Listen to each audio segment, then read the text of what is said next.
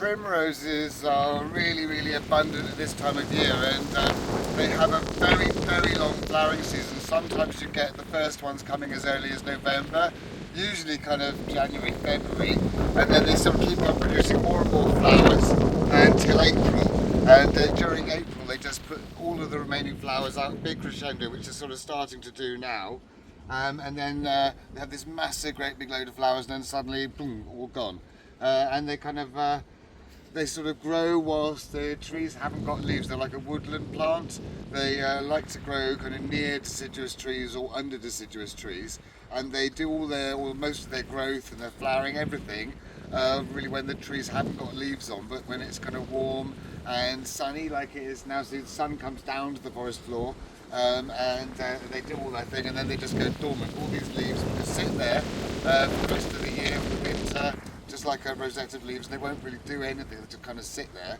And then when the next spring comes, they'll send up a whole new rosette of leaves and then flowers, and so it's the best time to see them now. It's incredibly windy today, so I do hope you can hear me all right.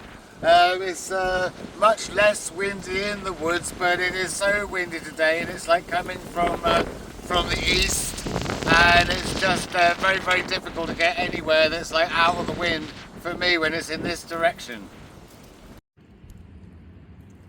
Primroses, as in Primula vulgaris, has a sort of strange distribution. It's very widespread in Britain and Ireland, but then it seems to grow kind of not too far from the coasts.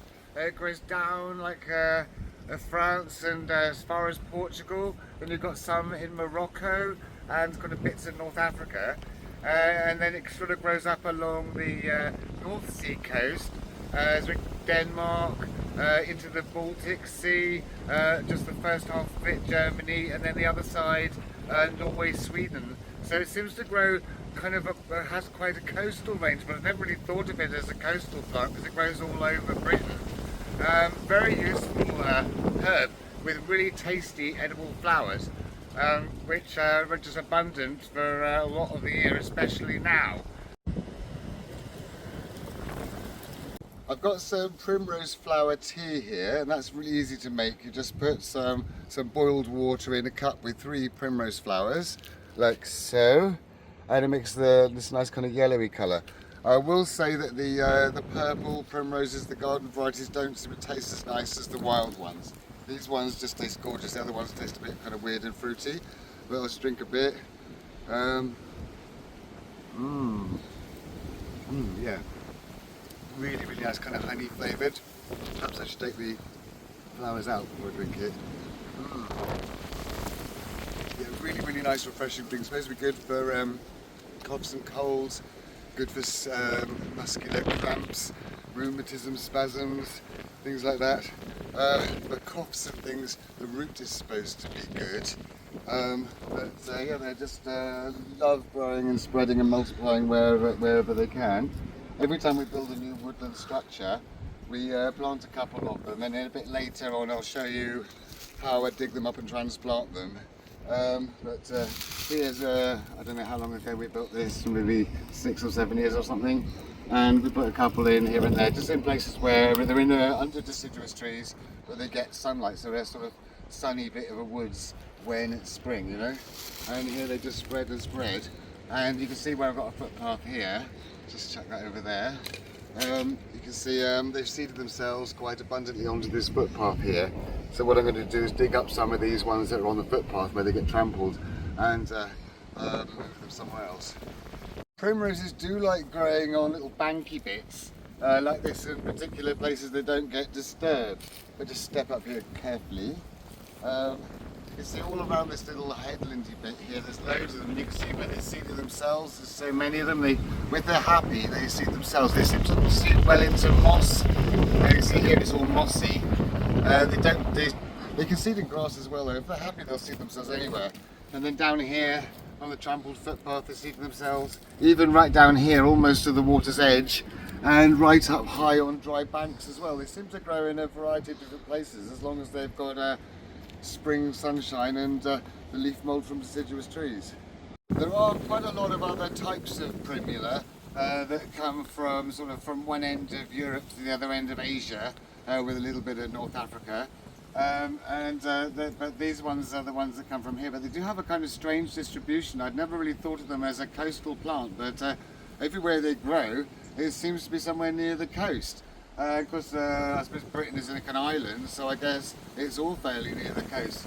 But you don't seem to get them very far inland, according to the distribution map I was looking at earlier. It seems to be sort of places that have lots of coast, like Denmark, and sort of the north of Germany, bits of coastal France, down Portugal, Morocco, and there's bits of Turkey, and the leg of Italy. They're growing kind of a really strange distribution, is Primula vulgaris. I thought they'd have just been kind of in one big area, but they seem to be kind of distributed in sort of coastal kind of locations. That's kind of strange, because here they grow kind of everywhere. You just think of them as a woodland plant. They do grow quite well close to the sea, but not right on cliffs.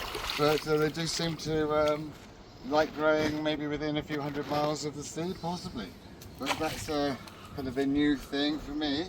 I just thought, well, they're just a woodland plant, they grow in woodland. I just assumed you'd get them kind of right across into Central Europe and beyond, but no. You do seem to get quite a lot of them in patches around the Mediterranean, which is sort of strange, including the Balkans, bits of Greece, apparently even down as far as Lebanon, and bits of Turkey, but again, all kind of not too far from the coast. But the only places they seem to be everywhere in abundance is like Britain, Ireland, and Denmark. Everywhere else they seem to be restricted to bits of the coast. So yeah, it's just really, really nice. The tea is just so refreshing. And yeah, it's gorgeous. And yeah, of course it's free, and the primroses are just lovely as well. The leaves, you can eat them, but they're not as nice. Now, some people are allergic to the leaves. They make you have like a rash on the back of your hands if you touch them. But no other effect on them. It's just some people are allergic to them. The flowers are usually okay though. They have kind of like little hairs on the leaves and stems, and sometimes that can cause an allergic reaction, but not usually.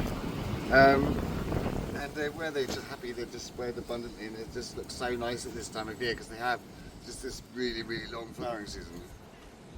And they will grow very happily in a vertical environment. So whenever we build another bit of land to plant woods or a hedge on, we always just put the odd primrose here, like this one, and there's one there.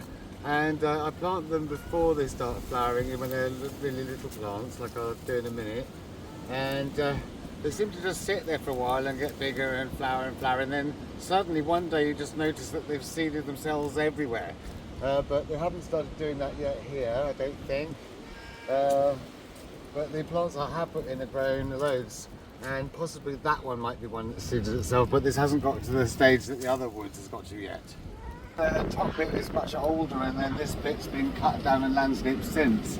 And the hope is that these primroses up here will seed themselves down here and all along this very steep banks here, because when they're established here, they'll just be perfect, really undisturbed and long flowering season.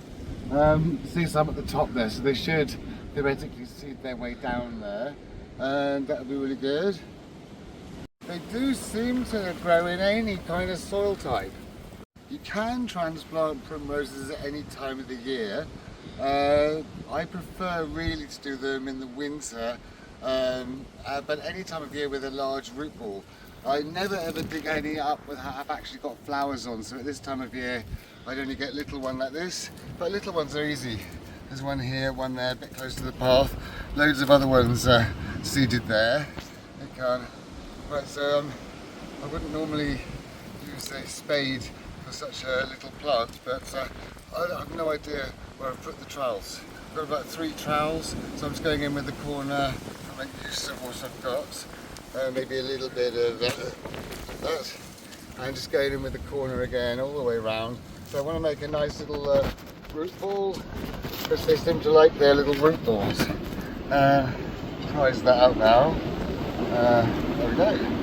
And that's a nice little plant, so it's a nice little root ball, and that's really good. So what I do now is I put that there, and I think I'll just get another one. I think there's another nice little one here, a bit closer to the path. That one's small, it will just prise out. And just break some of that off. So I've got another little one there, and I can fill in that hole with that little bit. But I'm just going to get a bit of pond slop from over here to fill in the other little hole, because I don't like leaving holes. But you can usually find a bit of mud somewhere, like on a path or something. So if I just dig around in here, and kind of very leafy, not too leafy, but I just have to be leafy. You get a little bit there, yeah. You'll hear a bit of slop. I just fill this up here with that, and that's good. No hole there then. So I'll get these and take them to a new bit that we've just built. And this is a bank that we built recently. So here's a little bit of a deep bit, so I can fit some soil there without making it overhang or anything. So just got my two primroses here, and they can both go kind of like somewhere like that. So this is topsoil slop. This is basically topsoil mixed with water. But I mean, you can just use a trowel and then water it afterwards. But this is kind of nice. So we'll just put that a bit where it's going to go, and then just squish these two root balls into it. Kind of one there and one there. I guess that'd be good. And I can just build this area up a little bit more here. So it's nice, nutritious soil, but primroses will grow quite happily on walls if they get established, and banks and things. They're kind of very, very tough. So there, a bit more kind of there perhaps. So it's not any deeper or less deep than it was when it was growing, and anytime during dry weather, just a little more water, but they are pretty tough. They do establish really well. If you plant them during the winter, they seem to have more time to establish. If you plant them any other time, you have to keep an eye on them. But when they finish flowering, they are kind of dormant then, so you can't transplant them. But because there's baby ones like this, they're too young to flower, so they're kind of good to move. Just get rid of the rest of that there. Just put that there, and that's those done. If primroses hybridize with garden varieties of primrose, you do get these kind of like different colour ones growing like this, and you get some growing with multiple headed stems like that, and like this, very much like the garden polyanthus, and a sort of darker coloured one there. And you sometimes get this, like a patch of them where you get the odd mottled coloured one, but I think these taste quite gruesome, these ones. Even in tea, they taste kind of really fruity and weird and strong taste. But you can eat them and have tea with them, but I think these are ones that are much nicer. Here the primroses grow really well on the vertical bit, and on the top bit, on the flat bit, wild daffodils do really well. So you've got these kind of wild daffodils are like dominant species there in the spring, and then here on the sides, primroses. So they kind of do well. These ones were just the same, just planted one or two of them, and they just spread into a big load of them, and you've got lots of little plants in themselves.